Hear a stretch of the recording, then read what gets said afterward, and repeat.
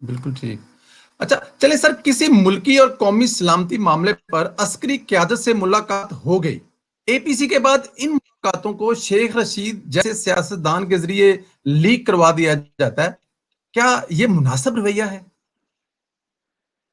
देखिए, शेख साहब की अपनी एक यूनिक पर्सनैलिटी है, उनका एक पूरा माज़ी है, वो हमारे साथ भी रहे, वो हर पार्टी में घूमते रहे और फिर वो जनरल मुशर्रफ के साथ भी रहे, फिर वो पीएमएल-क्यू में भी रहे।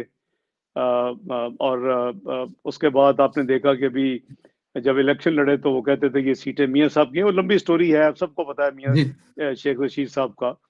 और अभी वो पीटीआई में हैं और पीटीआई में लेने वाले भी और पीटीआई में जाने वाले भी दोनों वो उसका जवाब दे सकते हैं कि इमरान खान कहते थे मैं इसको अपने पार्टी में से चपरासी भी ना रखूं।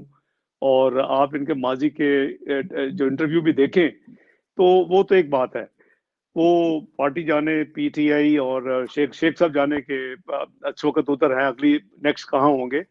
लेकिन ये बड़ी अजीब है कि मैं पिछले जब से ये देखें ये अब फिफ्थ जनरेशन वॉर का ज़माना है और सोशल मीडिया जब से ये 3G 4G रोल आउट हुई और दुनिया में कनेक्टिविटी हो चुकी है और इतने ज़्यादा आपको सोशल मीडिया चैनल मिल चुके हैं, तो लोग तो 5 मिनट लगाते हैं पिछली बाहर निकाल के तारीख सामने रख देते हैं।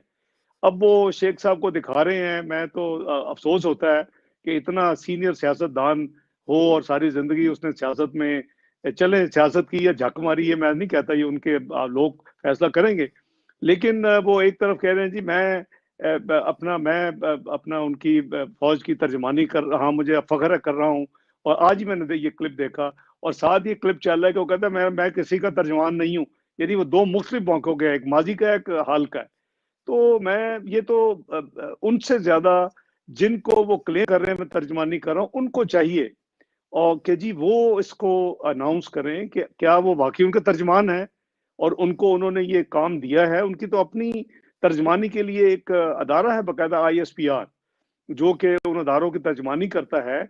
और ये सब यानी खुद ही अपने तौर पे ऊपर शुरू हो जाते हैं, फिर इन्फॉर्मेशन देते हैं, फिर वो एक किस्म का ये तासुर देते हैं कि जी मुझे वर्चुअली उनके बिहाफ पे बात कर रहा हूँ।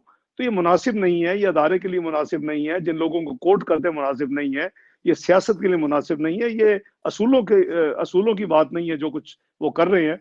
तो बाकी शेख साहब ही शेख साहब, आपको भी पता है जी, मुझे भी पता है, 22 करोड़ आवाम को भी पता है। सर, शेख साहब से आगे चलते हैं। मुस्लिम लीग नून के सीनियर रहनुमा मोहम्मद जुबैर आर्मी चीफ से मुलाकात के हवाले से जो डीजीआईएसपीआर ने कहा, इस पर आप क्या कहेंगे अगर उनकी मुलाकात हुई है तो?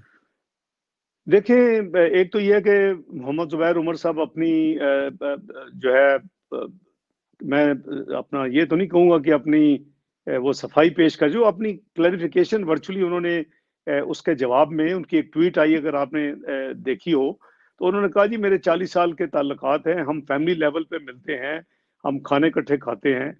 तो ये बड़ी यानी मैं समझता हूँ कि